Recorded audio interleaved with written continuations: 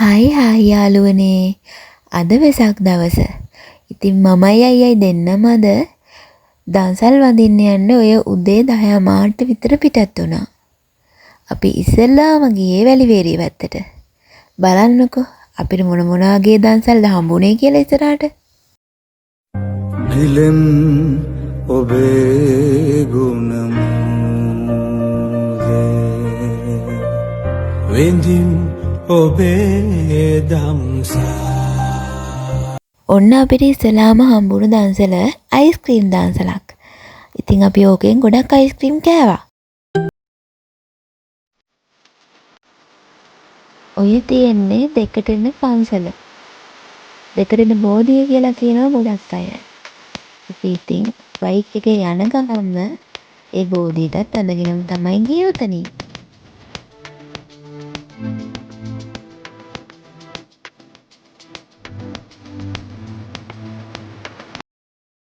ඔන්න ආයෙත් අපිට හම්බ වුණා අයිස්ක්‍රීම් දන්සලක්. ඔය අයිස්ක්‍රීම් දෙවෙනි දන්සල.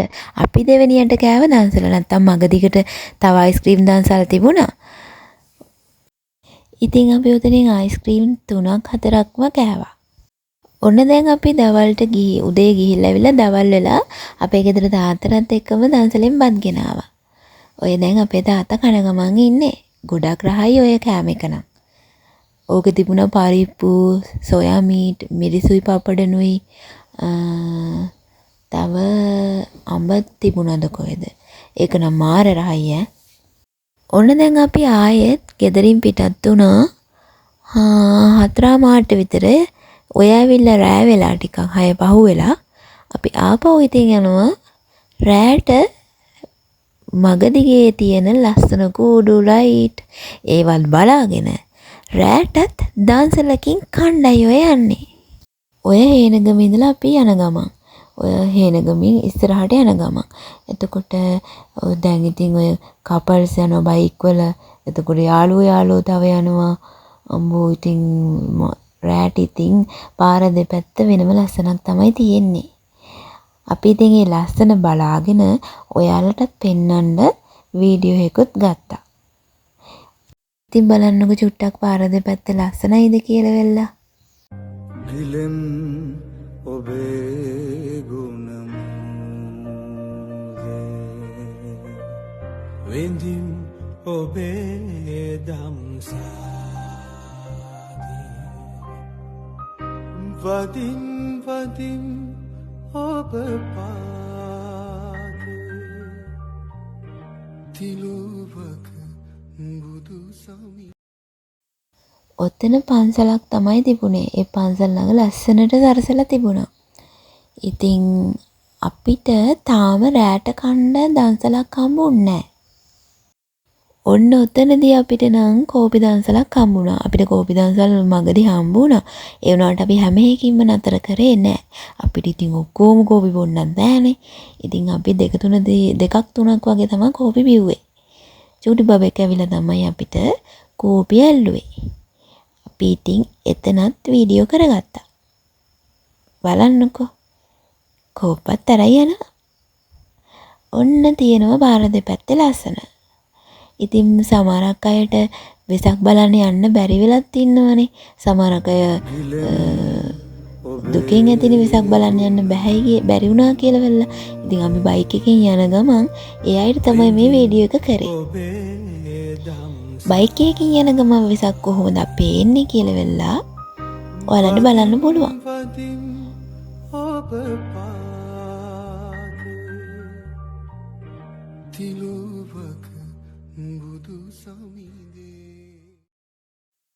ඔන්න ඉතින් දැන් මේ කොහෙද කියලා නම් මට මතක නෑ. වැලිවේරිය. ඔය අපි යන්නේ වැලිවේරිය පැත්ත. වැලිවේරිය දැන් ළඟයි වැලිවේරිය. එහෙත් ලස්සන තොරණක් තිබුණා. බලන්නකෝ ඒ තොරණේ ලස්සන මම ඔයාලට පෙන්නනවා. ඔය ඩිමෝ එක ළඟ ඒක එතන තිබ්බ කූඩු හරි අමුතුයි. ඒක අලෝල නෙවෙයි තිබුණේ උතන එල්ලලා තිබුණු කූඩු. මොකක් හරි කරලා තිබුණේ ඒක හරි අලුත් ඩිසයින් එකක්. හරි ලස්සනට සමහරක් තැන්වල ලස්සනට වෙසක් කූඩු එල්ලලා තියෙනවා. සමහරක් ගෙවල් වල ඇත්තටම වෙසක් කූඩුවක්වත් නැහැ. පව් ඉතින් මොකක් හරි ඇතින් ඉතින් දන්සල් තියෙන ඔය පෝලිං ගහිලා ඉන්න මිනිස්සු ඉතින් ඔය ඉතින් අපි හැම එකටම ගියේ නෑ අපිට යන්න පුළුවන් පොලිම අඩු දවසල් වලට තමයි අපි දෙන්න ගියේ. ඔන්න දැන් ඉස්සරහට පෙන්වන්න යන්නේ මම වැලිවේරියේ තොරණ. බලන්නකෝ ඒකේ ලස්සන මගේ වීඩියෝ එකකින් බලන්න මම වැලිවේරියේ හදලා තිබ්බ තොරණක් පෙන්නනවා. ඔය තියෙන්නේ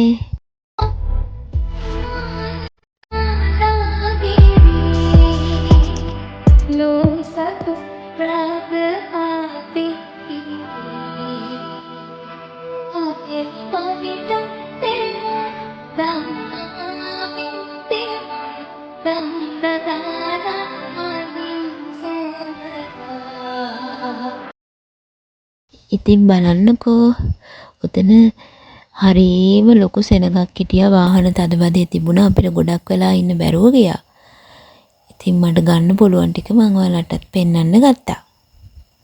දැන් ඔය වැලිවේරියෙන් දාලා අපි ගම්පහ පැත්තට යන ගමන්. ඒ යන ගමන් නම් අපිට බද්දාන්සලක් හම්බ වුණා. අපි මට ඒක වීඩියෝ කරගන්න බැරුව ගියා. ඉතින් ගොඩක් බත් දෙදා ගන්නත් ඕනේනේ. පිගන්න අරගෙන ඉතින් ඒක හින්දා මට වීඩියෝ කරගන්න බැරුව ගියා. ඉතින් ඒ දන්සලේ තිබුණා රසයි පරිප්පු තිබුණා, කරවලදල් දාලා තිබ්බා, පපඩණුවේ මිරිසෙ තිබුණා, අඹ තිබුණා. හරිම රහයි ඒක.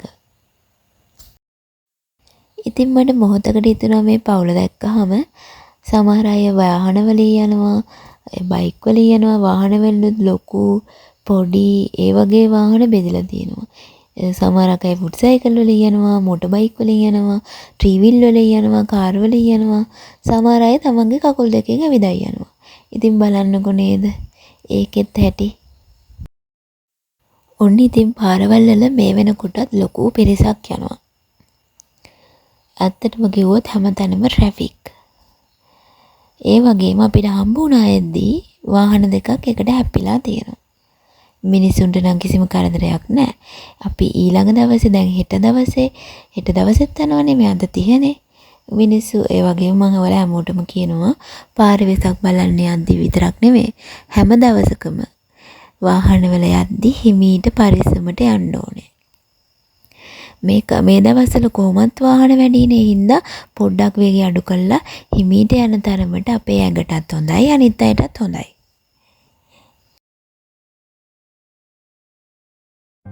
දිලෙන් ඔබේ ගුණම වෙන්දිම් ඔබේ දම්සාදී වදින් වදින් ඔබ පාදේ තිලුවක බුදු සමිදේ. ඒ ඉස්සෙල්ලාම ඔයාලා දැක්කේ වැලුමාර පැත්තේ ඉඳලා එද්දි ලස්සනට හදපු කූඩුවක්. ඒ වගේම එතනින් චුට්ට දුරක් යද්දි ඔය වගේ ලස්සනට හදපු ලයිට් දාපු චෛත්‍යයක් හම්බ වෙනවා. ඉතින් ඒවා හරිම ලස්සනයි. ගොඩාක් පාරද පැත්තේ ඔබ ලොකුවට කූඩු තිබුණෙත් නෑ. ඒ පැත්තෙන් හම්බුනේ ඔය දෙක විතරයි. ඔය පාර දෙපැත්තේ ලස්සනට වෙසක් කූඩු දාලා තියෙන වෙල්ලලා, ගෙවල් වල ලස්සනට ලයිට් වල දාලා තියෙනවා. ඔය තියෙන්නේ තව කූඩුවක්. ඒකත් හරිම ලස්සනයි. ඔන්න ඉතින් දැන් මේ වීඩියෝ එකේ එන්ඩ් එකට ළඟයි. මම ඔයාලට නැවත සැරයක් මතක් කරනවා මේ පාර දෙපැත්තේ තියෙන ලයිට් වගේ මේ වීඩියෝ එක බලන ඔයාලගේ හිතත් හරිම ලස්සනයි කියලා මම දන්නවා. ඉතින් මගේ වීඩියෝ එක බලලා නිකන් යන්න එපා. සබ්ස්ක්‍රයිබ් කරගෙනම යන්න, ලයික් කරන්න, කමෙන්ට් කරන්න.